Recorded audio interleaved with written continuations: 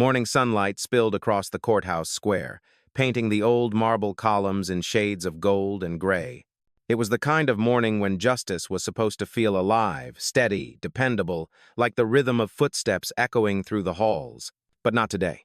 Today, those footsteps belonged to Marcus Thompson, a calm, soft-spoken man in a worn gray suit. He carried a cup of coffee in one hand and 15 years of service to the law in the other.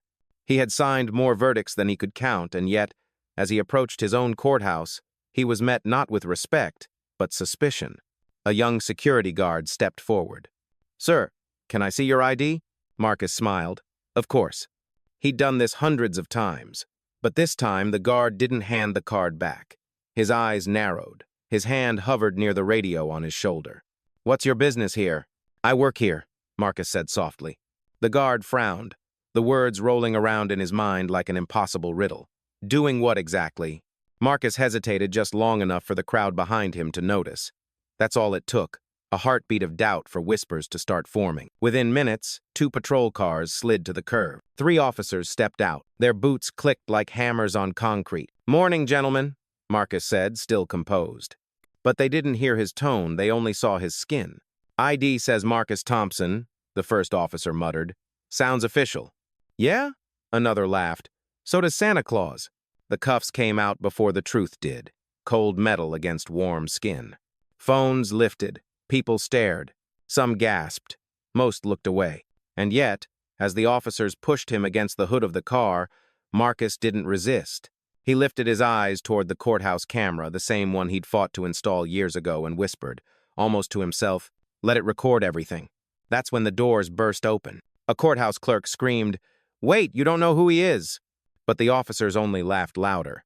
If you've ever wondered how it feels to fight for justice in the very place meant to protect it, this story will show you. It begins not in a courtroom, but in the parking lot of one. The courthouse stood tall against the morning light, its marble pillars gleaming as if carved to honor justice itself.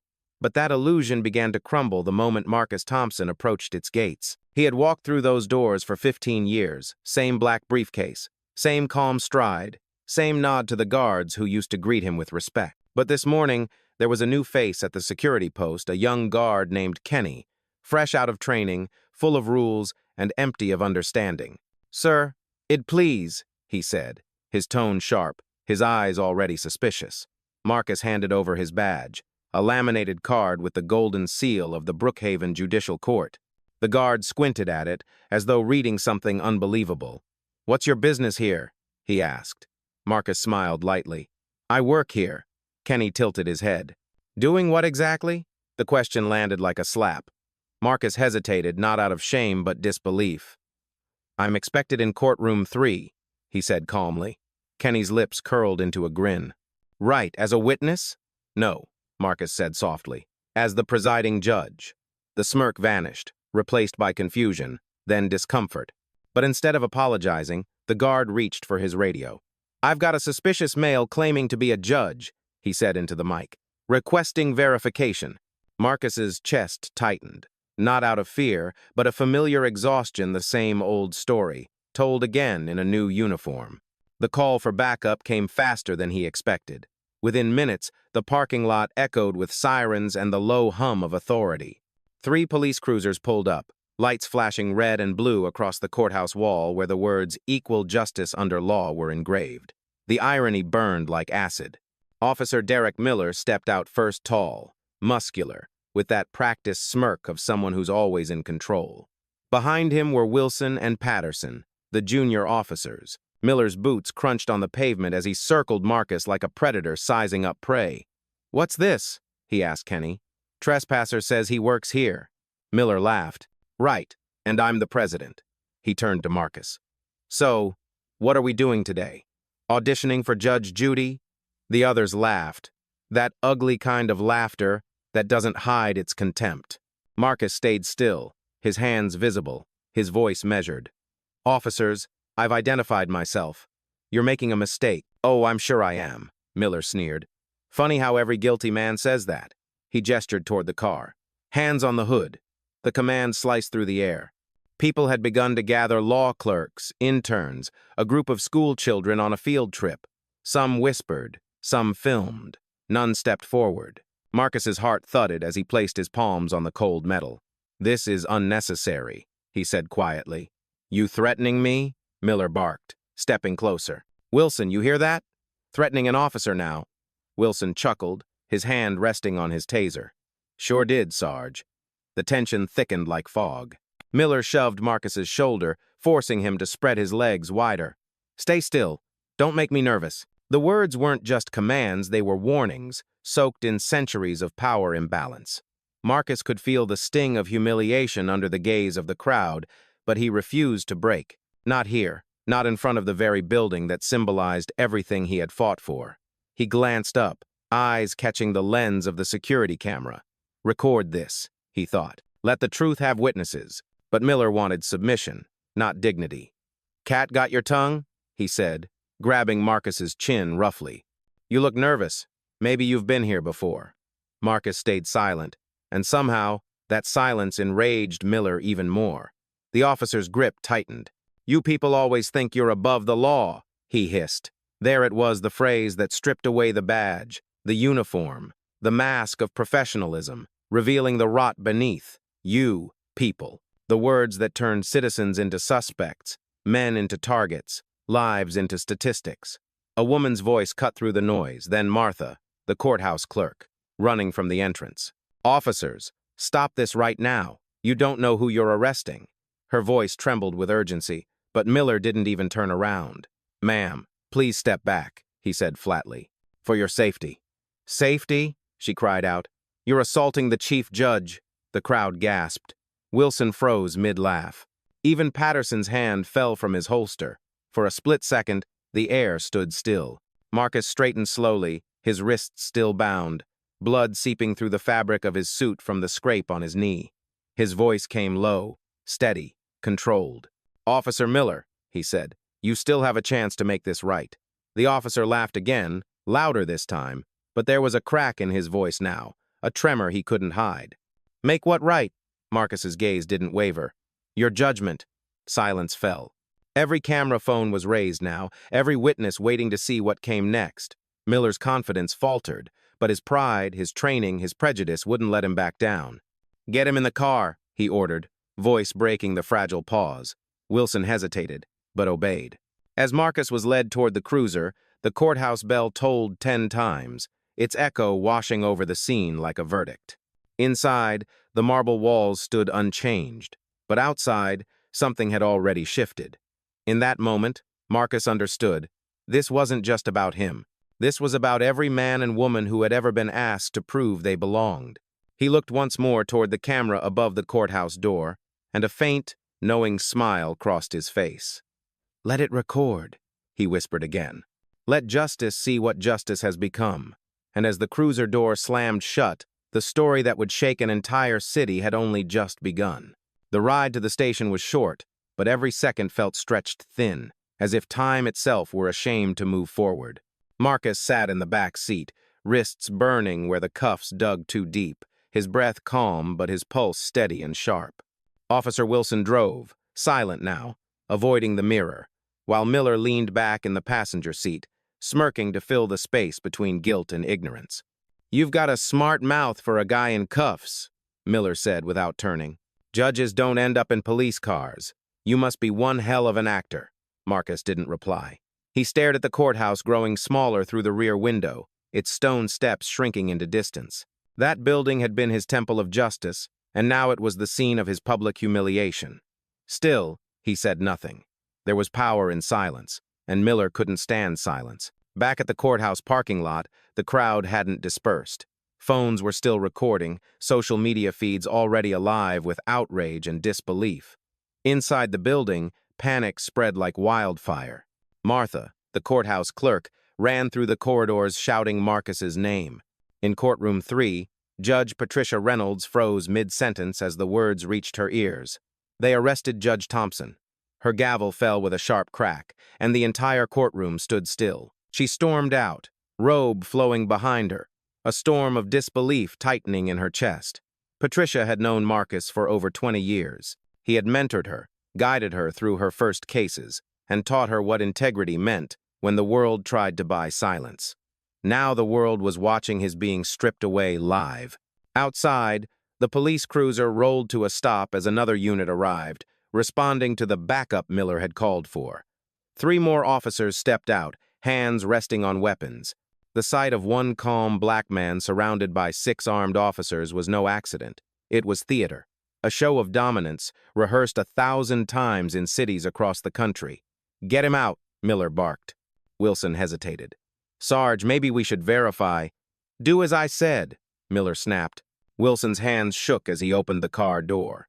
Marcus stepped out slowly, deliberately, every motion a protest of composure. "You have no grounds to detain me," he said evenly. "I've done nothing wrong." "You think being calm makes you innocent?" Miller jeered. "That's your problem. You people always think you can talk your way out."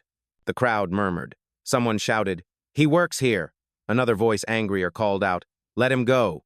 Miller's head snapped toward the voices, his control slipping. "Back up, all of you," he shouted, waving his hand toward the growing crowd. But truth doesn't back up. It presses forward. Every camera phone became a mirror showing the cracks in his authority. Martha burst through the crowd, breathless, shouting his name. "Officers, stop! You're making a terrible mistake!" Miller's patience broke. "Lady," I said. But then, behind her, another voice, a commanding, female voice, cut through everything. "Officer Miller, stand down." Judge Patricia Reynolds stepped forward, her robe catching the sunlight like a flag of authority. "Do you know who you're arresting?" she demanded. Miller laughed, a nervous, brittle sound. "Ma'am, please stay back. We've got this under control." "Under control?" Her eyes blazed. "That man is Chief Judge Marcus Thompson." The name hit the air like thunder. Every officer froze except Miller. "You're kidding," he said, voice faltering. "This, some kind of prank?" "Check your dispatch," Patricia snapped. "Now." Wilson reached for his radio with trembling fingers. "Dispatch, confirm identity Marcus Thompson, Brookhaven District." The reply crackled almost instantly. "Unit 23. Please confirm you are not detaining Chief Judge Thompson." A stunned silence fell. The words hung heavy, undeniable. Wilson's face drained of color. Patterson swallowed hard. "Sir," he whispered, "we have to uncuff him." But Miller's pride refused to die quietly. "No," he barked, voice cracking. "It's a setup. It could be a fake ID. These people are good at forgery." Marcus's eyes lifted slowly to meet his. "These people?" he asked softly. Miller froze, mouth open but empty of words. "Say it," Marcus urged quietly. "Say who you think I am." The silence that followed was the kind that cuts deeper than shouting. Patricia stepped closer, her tone cold as ice. "Officer Miller, remove those cuffs now." Miller's hands shook. His mind was screaming at him to act, to save face, but every move now was a nail in his coffin. Wilson finally stepped forward and pulled the key from Miller's belt. As the metal clicked open, the crowd gasped, as if the sound itself carried justice. Marcus rubbed his wrists, deep red marks etched like evidence of every unseen wound endured by people who looked like him. "Thank you," he said quietly, his voice calm but unyielding. "Now, Judge Reynolds, I'd like to return to my courtroom. We have justice delayed." The crowd erupted in cheers, but Miller wasn't finished. "You're not walking away from this," he hissed, stepping forward. "You humiliated me." Marcus turned back, his expression unreadable. "No," he said softly. "You did that yourself." His words carried not anger, but truth, the kind that burns hotter than rage. As Marcus walked toward the courthouse doors, the cameras followed. The chants began. Justice for Judge Thompson. End racial bias now. The world had already chosen its side. Inside, Patricia whispered, "Marcus, what will you do?"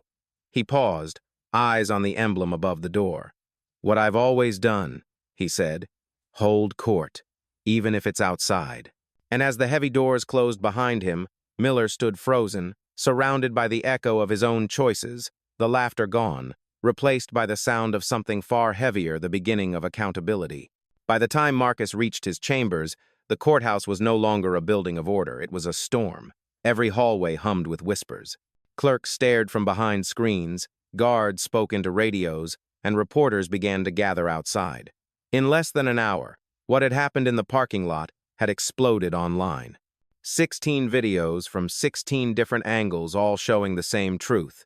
A black judge forced to his knees by the very men sworn to protect him. Yet Marcus sat quietly at his desk, sleeves rolled up, his wrists bandaged where the metal had bitten into skin. Across from him, Judge Patricia Reynolds stood, shaking her head in disbelief. "They laughed," she whispered. "In front of everyone." Marcus nodded. "They always laugh until they're recorded." He reached for his phone, swiping through the surveillance feeds he had fought for years to install. "Do you remember the funding proposal I made last year?" he asked. Patricia frowned. "The one the police union tried to block?" "That's the one," Marcus said. "It gave me access to every patrol dashcam within this district. Every single one." He tapped the screen, and suddenly, the room filled with sound, the unmistakable voice of Officer Derek Miller from a recording 2 nights prior. "Another black boy in a tie. Let's see if he's really educated." The laughter that followed was almost identical to the one from that morning. Patricia covered her mouth. "You had this the whole time?" Marcus's expression didn't change. "I was gathering proof, but now they've written their own verdict." He leaned back, letting the weight of silence fill the room. 17 stops in the last month, he said. "All black men, all within 2 blocks of this courthouse, none charged, all recorded as routine security checks." Patricia shook her head slowly. "How did no one catch this?" "Someone did," Marcus replied. "They buried it." Meanwhile, downstairs in the holding area, Officer Wilson sat on a bench, pale and trembling. Patterson, the rookie, paced back and forth, muttering to himself. "He's really the chief judge," he said. "We cuffed a judge, for God's sake." Wilson rubbed his temples. "We didn't cuff a judge," he said hollowly. "We cuffed a black man. That's the problem."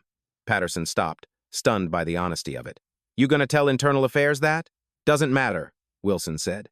IA's run by Miller's drinking buddy. Outside, the media storm was growing. Reporters from local and national networks swarmed the courthouse steps. "Chief Judge assaulted by police," one headline read. "Racial bias inside the halls of justice," said another. But inside, Marcus wasn't watching the news. He was building a case.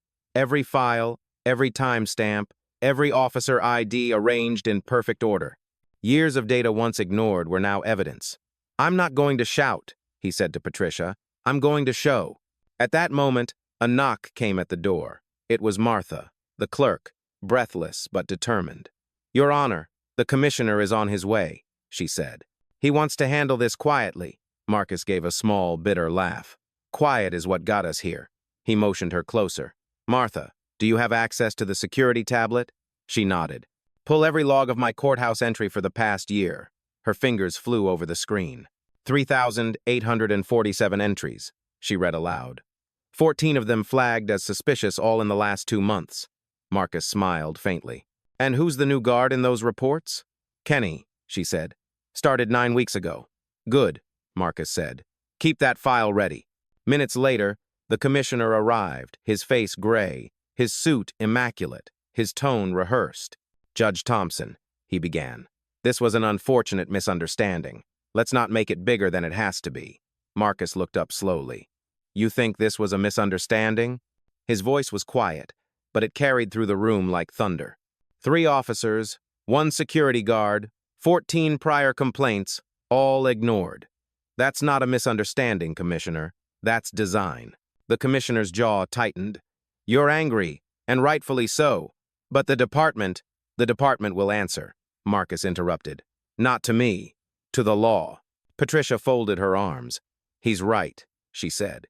"You've let this pattern continue because no one powerful enough ever called it out." The commissioner turned toward her, exasperated. "With respect, Judge Reynolds, internal matters are public matters," Marcus cut in again. "Every file I just showed you is now on a secured drive, and in 1 hour, it will be in the hands of the Attorney General." The commissioner froze. "You can't release that data. It's confidential." Marcus rose to his feet. So was my dignity. The 2 men stared at each other, the enforcer of the system and the man it had just humiliated. "Tell me, Commissioner," Marcus said softly, "how many more times do you need to see the same story before you stop calling it a coincidence?" The air was heavy, electric. Outside the door, the sound of protesters began to rise, a chorus of voices chanting his name. Marcus moved to the window. looking down at the gathering crowd. Young faces, old faces, faces that had lived the same fear and finally saw themselves reflected in him. He turned back to Patricia and Martha.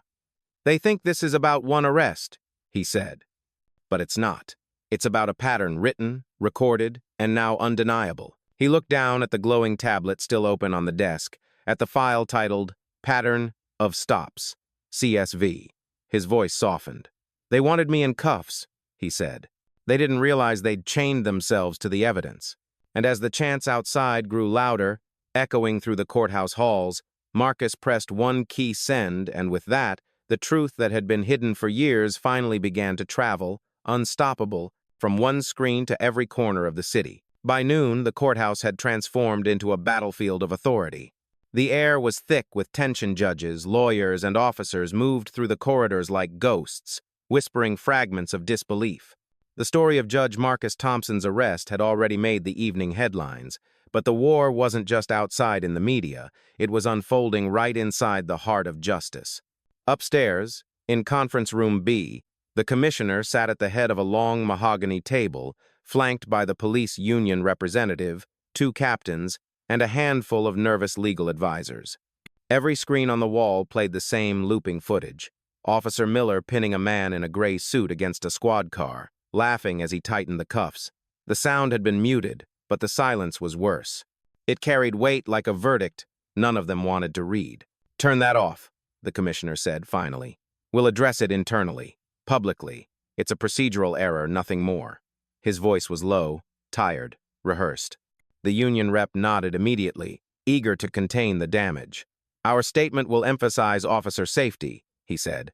"They had reason to suspect." "Suspect what?" a voice cut in sharply. It was Judge Patricia Reynolds, standing in the doorway. She hadn't been invited, but no one dared to stop her. "Reason to suspect that a black man in a suit doesn't belong in his own courthouse?" Her words sliced through the room like glass. "Call it what it is, racial profiling, wrapped in protocol." The commissioner stiffened. "Judge Reynolds, we're handling this." "No," she said firmly. "You're burying it. Again." Before he could respond, the door opened once more. Marcus stepped in. The room went still. He wasn't wearing his robe this time, only a simple black shirt rolled to the elbows. His wrists were still red, the marks raw and visible. "Gentlemen," he began, calm but deliberate, "I've come to discuss accountability." Miller was seated at the far end of the table, his posture rigid, his jaw clenched. He looked smaller than he had in the parking lot. His eyes flicked toward the commissioner for help, but none came. "Judge Thompson," the commissioner started, "this isn't the right forum." "It is now," Marcus interrupted, "because the system you oversee failed in broad daylight, in front of cameras, children, and God himself. Tell me, Commissioner, who's in command when the chain breaks?" No one answered. The screens behind them replayed the video again, the metallic clink of cuffs loud in everyone's imagination. "Those are your men," Marcus continued, "and yet none of you stopped them. Not one voice on the radio said, 'Check again.' Not one dispatcher intervened. You didn't lose control today, you revealed it." Miller finally spoke, his voice trembling with anger. "I followed the procedure." He refused orders. He matched the description. "Of what?"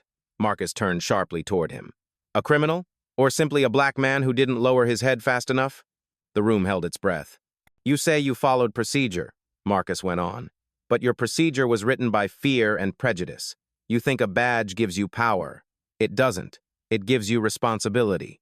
The commissioner shifted uncomfortably. "Your Honor, we're taking steps, temporary suspension, investigation." "Suspension?" Marcus's voice rose for the first time. "I was thrown against a car, mocked, humiliated in front of the public. And you call that suspension?" He leaned forward. "If I weren't a judge, I'd be another file in your cabinet labeled resisting arrest." The union representative slammed his notebook shut. "We're done here. You can't dictate disciplinary measures outside of due process." Marcus turned to him with quiet precision. "I wrote the due process you're referring to." He stepped closer, lowering his voice. "And I know exactly how it's twisted to protect officers, not citizens." Patricia took a step beside him. "This isn't about one arrest, it's about the rot in the foundation." She looked around the table. "Every time a complaint vanishes, every time an officer's record is scrubbed clean, the chain of command breaks a little more. And today, it snapped." Miller stood abruptly, his pride still clinging to defiance. "You think you can destroy my career because of one mistake?" he shouted. "Because you people always make it about race." The room erupted gasps, chairs scraping, someone knocking over a glass. Marcus didn't move. He only said, softly, "Because it always is." The words landed like a hammer. The union rep's face went white. The commissioner lowered his head into his hands. "Miller," he said quietly, "sit down." But it was too late. The damage was done, recorded, and witnessed by every eye in that room. Marcus straightened, the calm returning to his voice. "What happened this morning wasn't a mistake," he said. "It was a pattern reaching its peak, a system running exactly as designed." He turned to the commissioner. "And now you have two choices. Reform it or watch it collapse." He slid a folder across the table. Inside were signed affidavits, timestamps, and data logs, proof of years of ignored misconduct. "I've already sent copies to the Attorney General," he said, "but I came here out of courtesy to let you decide if you want to be part of the solution or another headline." For a moment, no one spoke. Outside, through the windows, the chants from the crowd rose again, louder this time, echoing against the courthouse walls. No more silence. Justice for all. The commissioner finally exhaled. "What do you want, Judge?" Marcus turned toward him, the fire in his eyes steady but not cruel. "I want the same thing every black man in this country wants," he said. "To walk through the front door without being treated like an intruder." He reached for the door handle, paused, and looked back. "Fix your command, Commissioner, because next time, I won't be the one in cuffs, you will."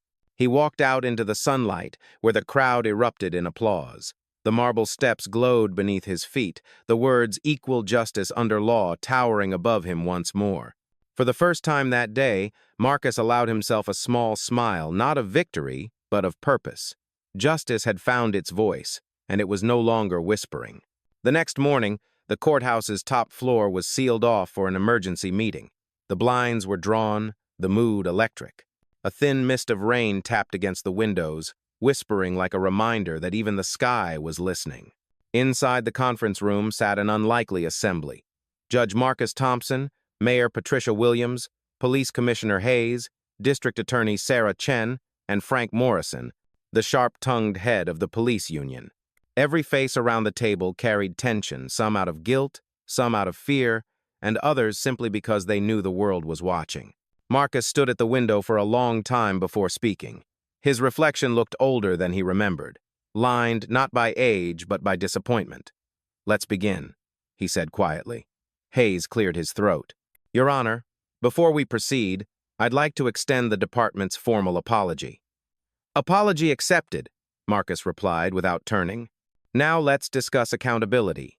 The calm in his voice was deceptive, the kind that draws power from restraint. D.A. Chen broke the silence next. "I've reviewed the footage, Your Honor. Miller's actions meet the threshold for assault under color of law. The question now is whether we pursue internal discipline or criminal prosecution." The word prosecution made Morrison shift uncomfortably. "Hold on," he said, leaning forward. "We're not throwing good officers to the wolves because of one PR disaster. Procedure matters." Marcus turned finally, his eyes locking onto him. "Procedure?" he repeated. "Is that what you call 17 ignored complaints and 14 unlawful stops?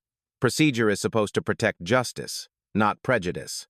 The mayor intervened, her tone firm but cautious. "We're not here to argue semantics. We're here because the system failed publicly and spectacularly." She looked directly at the commissioner. "And you, Hayes, let it happen under your watch." Hayes sighed, rubbing his temples. "Madam Mayor, I can't monitor every stop or every officer's behavior. We trust our chain of command." Marcus's voice cut in, sharp and low. "That chain has become a noose." The words froze the room. Rain tapped harder against the glass. For a moment, no one moved. Then Marcus walked slowly toward the table, placing a stack of folders in front of each official. "These are the reports the public never saw," he said.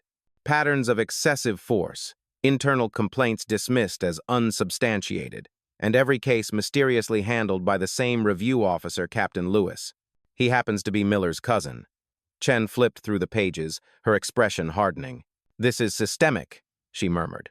Morrison scoffed. "You're twisting facts. We follow due process. Every complaint goes through proper review." Marcus smiled faintly. "Yes, a process designed to protect officers before citizens. You call it due process. I call it cultural immunity." He paused, letting the phrase hang in the air. "The real disease isn't paperwork, it's the belief that the badge makes you untouchable." The mayor leaned forward. "So what's your proposal?" she asked. "Because this city is on fire, and we need action before the public burns us alive." Marcus opened a leather-bound folder. Inside was a printed document titled Policy Reform Directive, Immediate Measures. "First," he began, "Officer Miller and Wilson will be charged with assault, unlawful detention, and civil rights violations under state and federal law, not administrative leave, termination. Effective today." Morrison shot up from his chair. "You can't." "The union contract guarantees a disciplinary hearing." "Section 47, Clause 3, Marcus said calmly. "The contract is void when felony conduct is established by evidence, and I have 17 files of it." The mayor covered her mouth, hiding a smile. "Continue," she said softly. "Second," Marcus went on, "Internal Affairs will be replaced by an independent civilian oversight board, citizens, lawyers, and one retired judge. They will have full subpoena power, binding recommendations, and access to every use of force report." Hayes looked pale.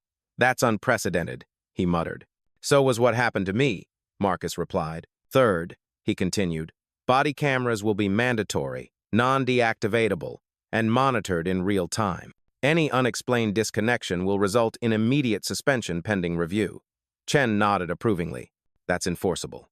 "Fourth," Marcus said, "all officers will undergo 70 hours of retraining, 40 in implicit bias, 20 in de-escalation, and 10 in legal standards of probable cause. No training, no badge." Morrison laughed bitterly. "You think retraining solves racism?" Marcus didn't blink. "No, but silence never did either."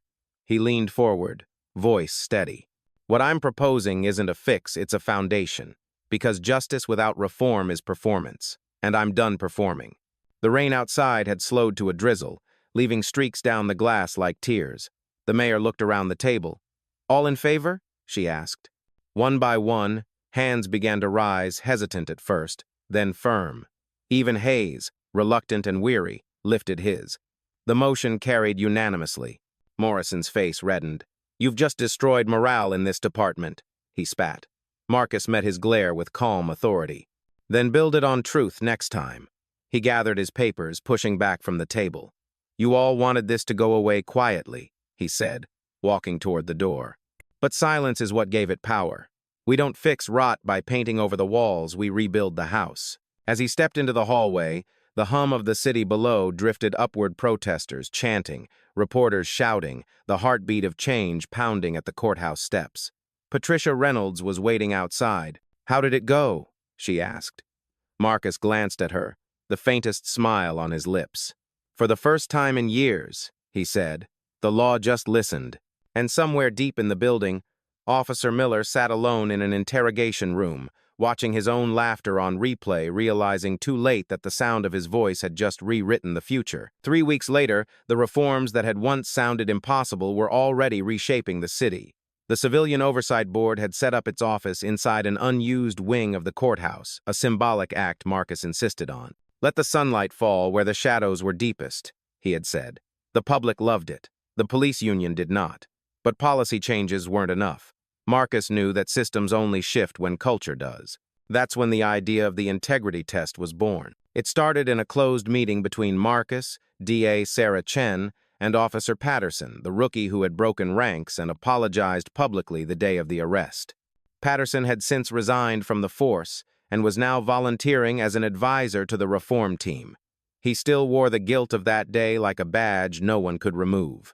"If you want to prove change," Marcus said, "we can't wait for another scandal. We have to test whether the new policies actually work." Patterson frowned. "You mean sting operations?" "Exactly," Chen replied. 2 scenarios, same situation, different skin color. Let's see how the officers respond." The plan was simple in theory but explosive in implication. 2 volunteers would stage identical encounters in public spaces. 1 white, 1 black, both wearing business suits, both performing the same harmless act, leaving a car parked outside the courthouse with a briefcase visible inside. Hidden cameras would record every second, every tone, every delay. The goal wasn't to humiliate, it was to expose reflexes, the unspoken biases buried under years of culture and training. On a crisp Friday morning, the test began. The first subject, a white volunteer named Eric, parked his car on Broad Street, stepped out, and leaned casually against the hood while pretending to check messages. Within minutes, two officers approached, polite, professional, cautious, but friendly. "Morning, sir. Everything all right?" one asked. Eric nodded. "Just waiting for a colleague." They smiled, wished him a good day, and walked off. An hour later, the second subject, a black volunteer named Jamal, parked the same car in the same spot. Same clothes, same phone, same briefcase. The difference was instant. Within 40 seconds, an officer on patrol slowed his cruiser. Another circled the block. Within 2 minutes, they were questioning him. "ID, please," one demanded. "You work around here?" Jamal's answers mirrored Eric's perfectly, word for word. Yet the tone shifted, sharp and probing. A third officer joined, hand resting near his weapon. Inside the courthouse, Marcus, Chen, and the board watched the feed in silence. The tension was unbearable not because it was unexpected, but because it was predictable. "Pause it," Marcus said softly. The screen froze on Jamal's face, confused, calm, trying to stay composed. "That's it," Marcus whispered. "That's what systemic bias looks like. It's not the gun. It's the gaze." When the footage leaked to the press 2 days later, chaos erupted again. Some called it entrapment. Others called it proof. Talk shows debated it for hours. The mayor's office was flooded with statements half demanding apologies, half demanding deeper reform. Commissioner Hayes stood before reporters, his tone brittle but resolute. "The test revealed what we feared. Our system's habits run deeper than policy, but exposure is the first step toward healing." That night, Marcus sat in his office long after everyone left. The city outside buzzed with anger, pride, and confusion. Martha brought him coffee, her eyes tired but kind. "You knew it would come to this," she said. Marcus nodded. "You can't fix what you refuse to face." He looked out the window at the faint glow of the courthouse steps below. "For years we thought racism was loud, but it's quiet now, professional, polite, hidden behind procedures. It smiles while it profiles." Meanwhile, at Precinct 17, another kind of storm brewed. Officers gathered in the break room, murmuring angrily about the test. "They're setting us up," one said, "making us look like villains." Another slammed his fist against the table. "How are we supposed to do our jobs if every move's on camera?" Patterson, who had come to observe the reaction, spoke from the doorway. "You're not supposed to avoid the camera," he said quietly. "You're supposed to earn it." The room fell silent. He left without waiting for a reply. The following morning, Marcus called a public hearing. Citizens, press, officers, and activists filled the courthouse steps where it had all begun. The footage from both tests was played side by side, no commentary, no narration, just contrast. When it ended, Marcus stepped to the microphone. "We didn't stage this to shame anyone," he said. "We staged it to show how easily perception replaces truth. 2 men, same actions, different outcomes. That difference is where injustice begins." A murmur rippled through the crowd. Some officers nodded slowly. Others looked away. From the edge of the steps, Patterson raised his hand. "Your Honor," he said, voice trembling but clear, "if we can expose bias in the badge, maybe we can rebuild what it means." Marcus met his eyes. "That's the goal," he replied. "Justice doesn't fear the truth, it depends on it." The crowd erupted in applause. Cameras flashed. Somewhere among the sea of faces, Jamal the volunteer stood smiling quietly, tears in his eyes. Later that night, Marcus wrote in his notes, "Integrity is not proven by uniform, but by choice when no one's watching." The first integrity test had done more than reveal prejudice, it had lit a fuse. The next phase would be harder. Dismantling the silent agreements, the look the other way, culture, the power built on fear. Marcus knew the system would fight back. But for the first time, he also knew something else. This time, the city was watching. The week after the integrity test, the courthouse seemed to breathe differently. The air was lighter, but under it pulsed an unease, like a wound beginning to heal but still tender to the touch.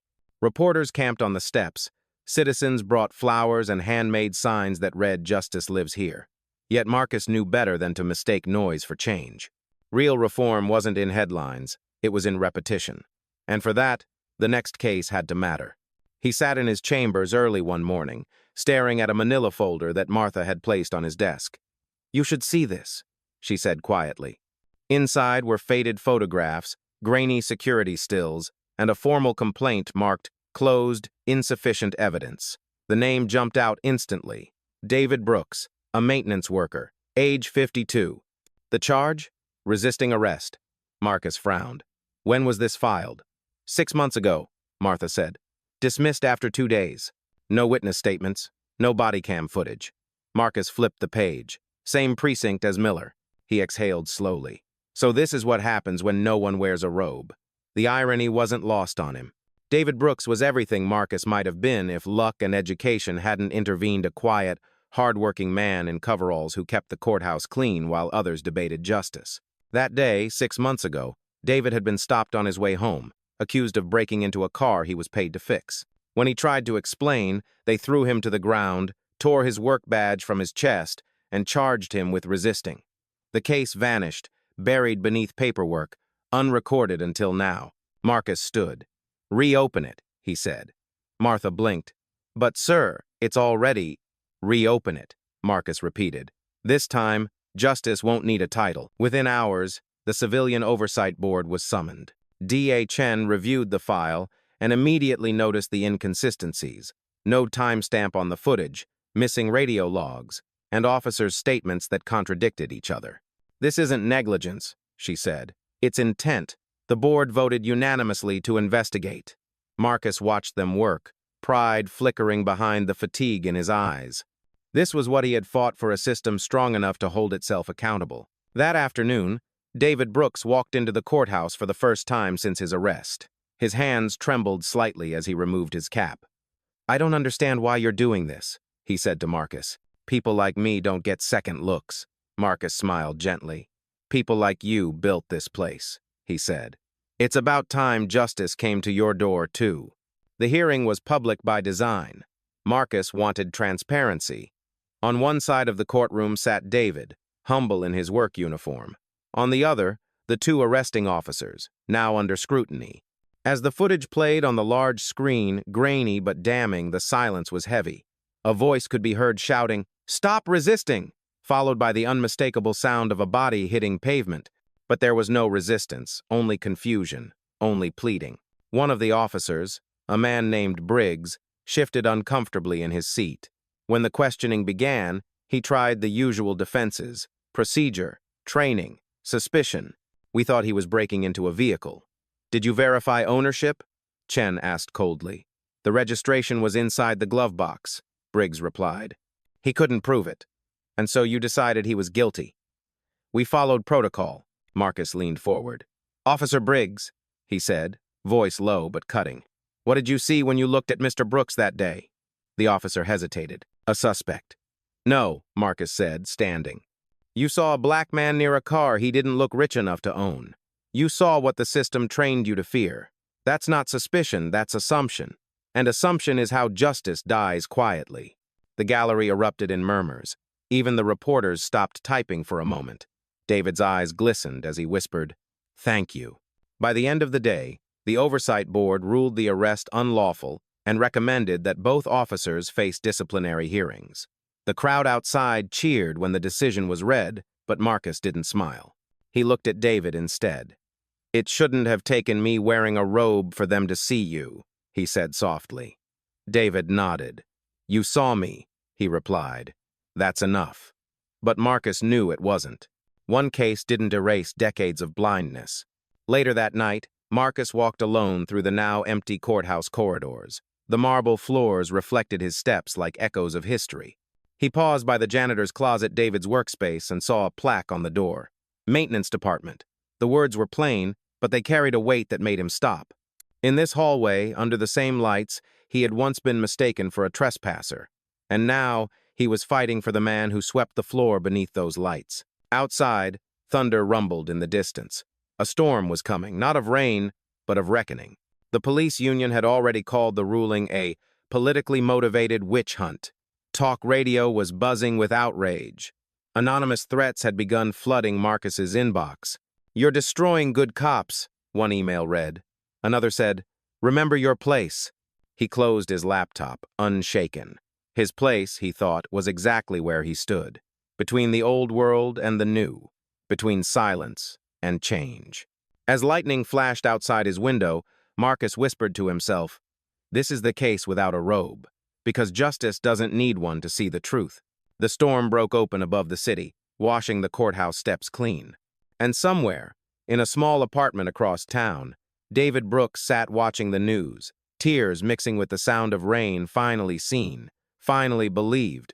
The morning after the Brooks case ruling, sunlight poured through the courthouse windows like a promise. But promises, Marcus knew, were fragile things, especially when statistics were involved. The media called it a historic victory. The mayor called it a turning point. Yet when Marcus opened his email that morning, the first message waiting in his inbox wasn't congratulations. It was from Commissioner Hayes. The subject line was short and cold. Weekly Department Data Report. Marcus opened the attachment.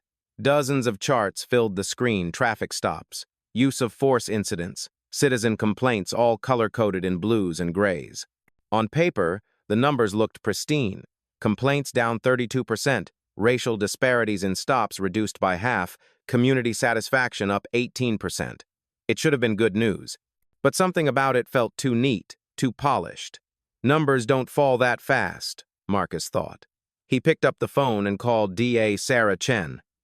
"Sarah," he said, "I need you to come to my office. Bring Kesha from the oversight board." An hour later, the three of them sat together, staring at the glossy report on the large monitor. Chen scrolled through line after line. "They're cooking it," she said flatly. "Look here, the categories have changed." Kesha leaned in. "How so?" "They've reclassified incidents. Use of force is now called controlled compliance, and racial profiling complaint has been renamed community misunderstanding. It's creative, but it's deception." Marcus sighed. So the numbers didn't drop, they were buried. He rubbed his temple, remembering something his father used to say when teaching him chess. A bad move hidden behind a good one is still a loss. That afternoon, Marcus convened an emergency meeting with the Civilian Oversight Board. "We promised transparency," he told them. "Now they're gaming the system we built." The board voted to conduct a full data audit. It wasn't easy. The police department resisted every request. Emails went unanswered, files disappeared from servers, and passwords suddenly stopped working. "Classic delay tactics," Kesha muttered. "They think if they stall long enough, the truth will expire." But Marcus had learned from experience. Persistence is louder than stone walls. 2 days later, a whistleblower came forward, a data analyst named Miguel Alvarez, who worked in the department's internal statistics unit. He met Chen and Kesha in a quiet diner on the city's south side, nervously clutching a flash drive. "I shouldn't even have this," he whispered, glancing over his shoulder. "They told us to change the classification system, said it was for clarity. But when I ran a raw export of the original database, the numbers didn't match what they published." "What kind of gap?" Chen asked. Miguel took a deep breath. "Big. Over 300 excessive force incidents were hidden under tactical interactions. Nearly 600 stop and frisk cases labeled as community patrols. And complaints dismissed without review? More than 1,000 in 3 months. Kesha stared at the drive like it was a live grenade. "We'll protect you," she promised. The next morning, the Oversight Board released the corrected data publicly. The press conference was broadcast live. Marcus stood behind the podium, a calm storm in a suit, while slides appeared behind him. Bar charts bleeding red, pie graphs showing spikes where the official report showed decline. "Data doesn't lie," he said, "but it can be made to whisper." He looked straight into the camera. Justice requires more than reform, it requires honesty. When a system hides its wounds, it only infects deeper.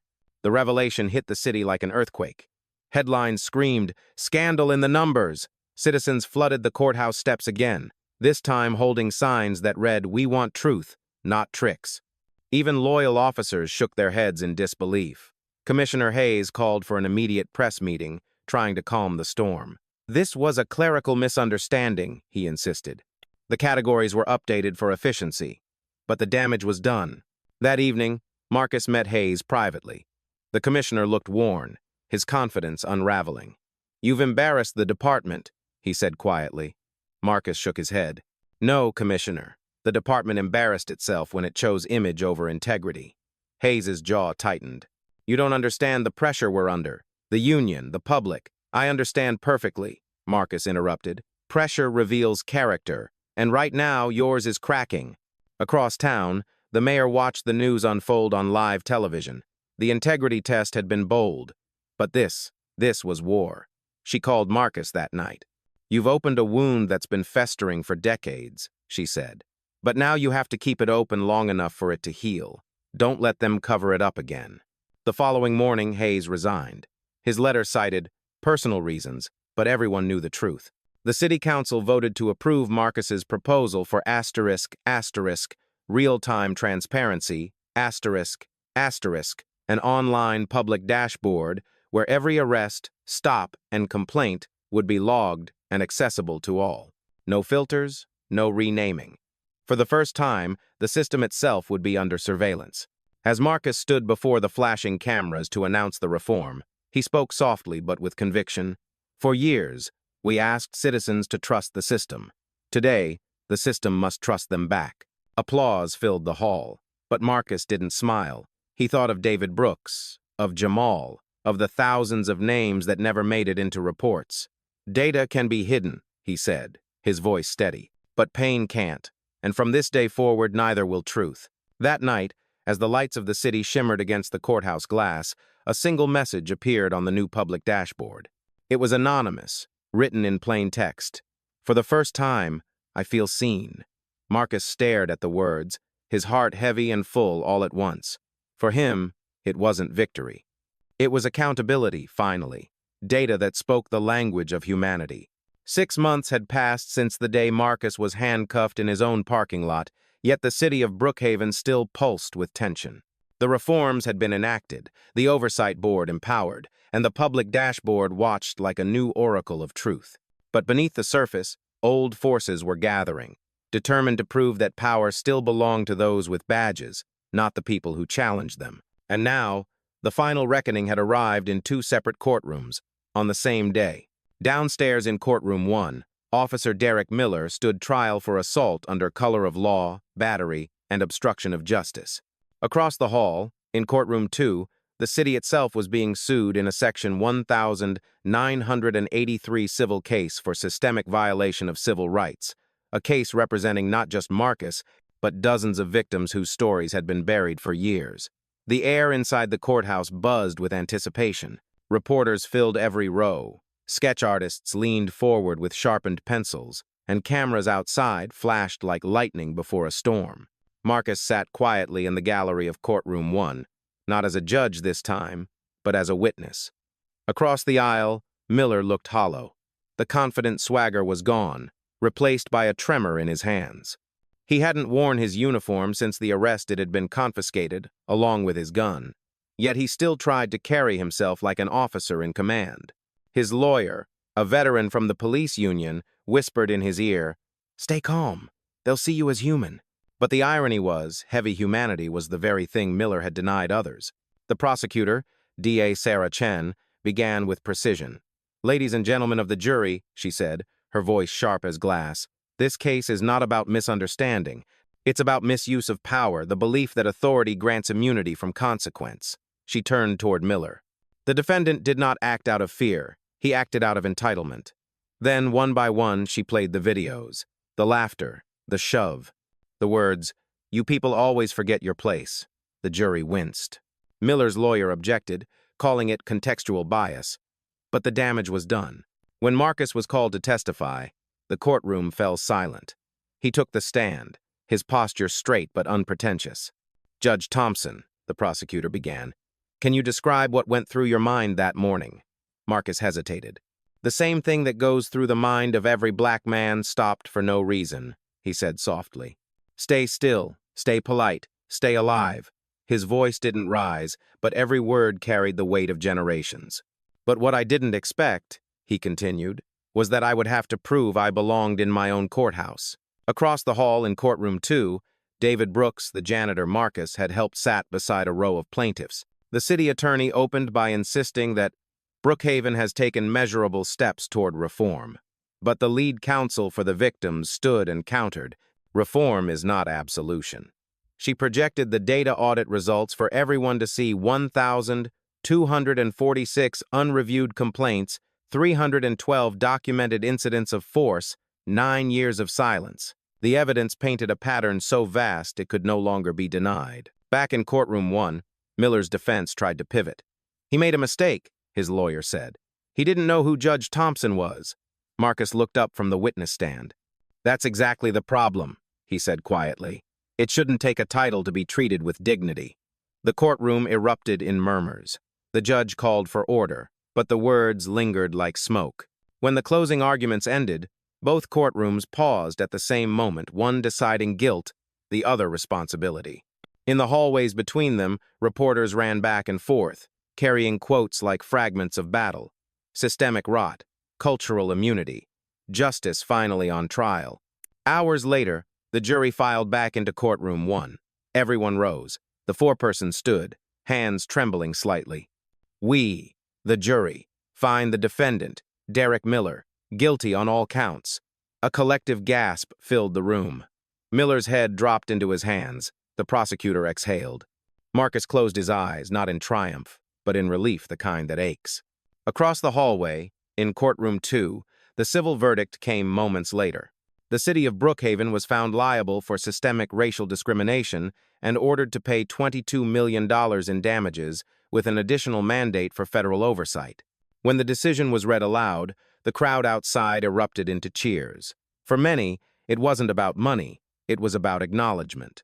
For once, the system had confessed.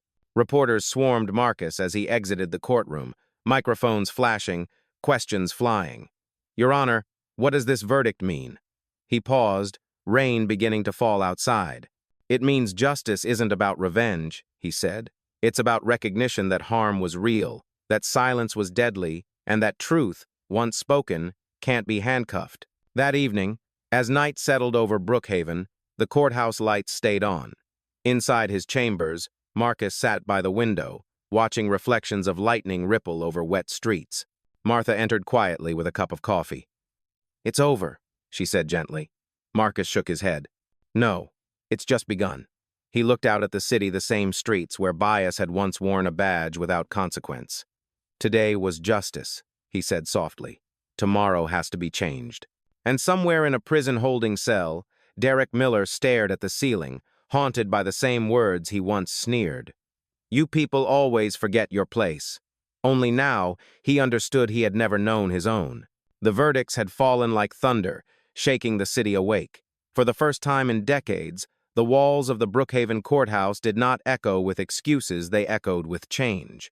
Yet, as the celebration rippled across the city, Marcus Thompson knew that victory carried a heavier burden than defeat. The truth was out. Yes, but truth alone doesn't heal. It only exposes the wound. And now, Brookhaven had to learn how to live with what it had seen. 3 weeks after the trials, the city felt different. The courthouse steps where Marcus had once bled were now covered in chalk drawings left by children, hearts, words like "Justice Lives Here," and the date of Miller's conviction circled like a national holiday. Tourists stopped to take photos. Activists gathered each morning to read new data from the public transparency dashboard. The numbers weren't perfect, but they were real. For the first time in years, there were no hidden categories, no quiet renamings, no buried complaints. Every file told the truth. Inside City Hall, however, not everyone was ready for that truth. These reforms are killing morale, one captain complained during a council session. Good officers are scared to act. Marcus, seated quietly near the end of the table, listened before answering. Good officers aren't afraid of oversight, he said softly.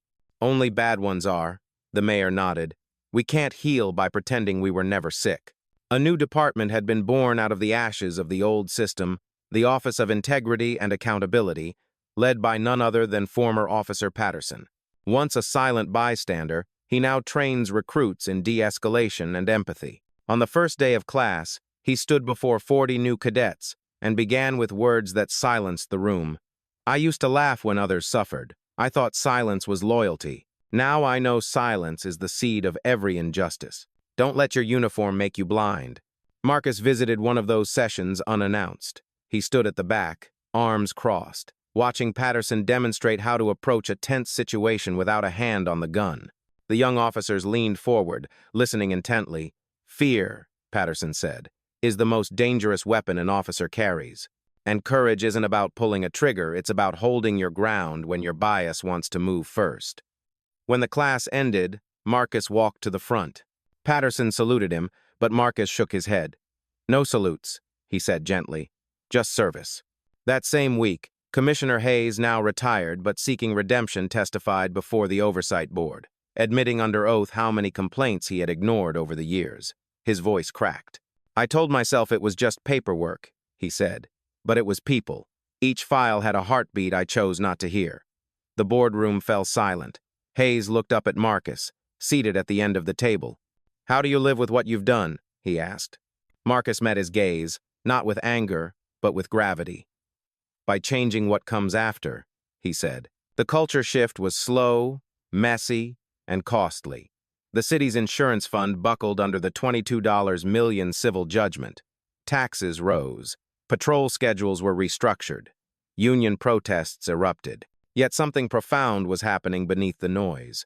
People began to look each other in the eye again.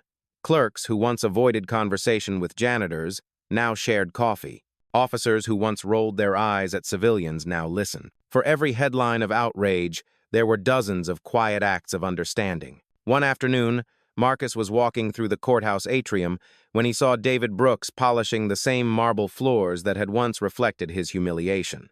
David smiled. "They promoted me," he said proudly. "Facilities supervisor." Marcus grinned. "About time the man keeping this place clean got some recognition." David chuckled. "Funny thing, Judge, I used to clean up other people's messes. Now I help make sure the system cleans up its own." Outside, the city was preparing for a new dedication, a bronze plaque at the courthouse steps. It read, "On this ground, injustice was exposed. May we never need such a revelation again." The unveiling drew hundreds. Children held candles. Officers in uniform stood side by side with citizens they once distrusted. When it was Marcus's turn to speak, he paused for a long time, looking out over the crowd. The sunset bathed the plaque in gold. "I once believed justice lived in this building," he began. "But I was wrong. Justice lives in us in how we see, how we speak, how we refuse to stay silent." His voice softened, trembling slightly. "That morning when I was arrested, I thought silence would protect me. Now I know silence only protects the system that needs breaking. Today, we speak, and in speaking, we build." The crowd applauded, but Marcus only smiled faintly. He glanced down at his knees. The scars had faded, but the memory hadn't. Martha, standing beside him, whispered, "You did it." He shook his head gently. "No, we did it." As night settled over Brookhaven, the courthouse lights flickered on, illuminating the words "equal justice under law." For once, they didn't feel like a lie. In a quiet corner, a young black boy placed a small note at the foot of the plaque. It read, "I want to be a judge too." Marcus bent down to read it, his eyes glistening. "Then promise me one thing," he murmured, almost as if speaking to the boy and to himself at once. "When your time comes, make sure justice doesn't wear a robe, it wears compassion." And as he walked away into the cool evening air, Marcus knew that the cost of justice would always be high, but for the first time, Brookhaven was willing to pay it.